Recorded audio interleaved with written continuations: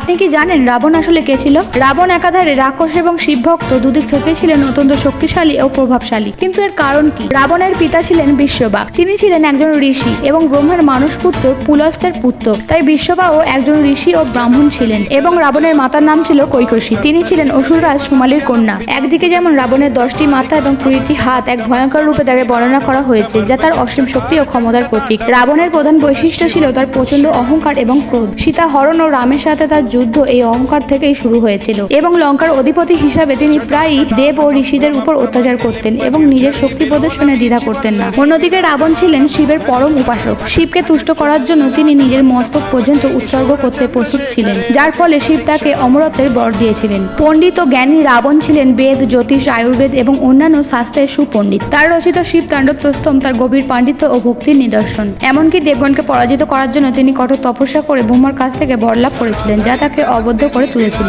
এই দুই বিপরীতমুখী দিক রাবণকে রামায়ণের এক জটিল ও আকর্ষণীয় চরিত্রে পরিণত করেছে। এবং তার জন্মসূত্র অনুযায়ী তিনি একদিকে যেমন ছিলেন পাপী ও অত্যাচারী, তেমনি অন্যদিকে ছিলেন জ্ঞানী ও মহাদেবের একনিষ্ঠ ভক্ত। এমনই গুরুত্বপূর্ণ তথ্য জানতে আমার চ্যানেলটিকে অবশ্যই সাবস্ক্রাইব করবেন আর কমেন্ট বক্সে হর হর মহাদেব লিখতে ভুলবেন না।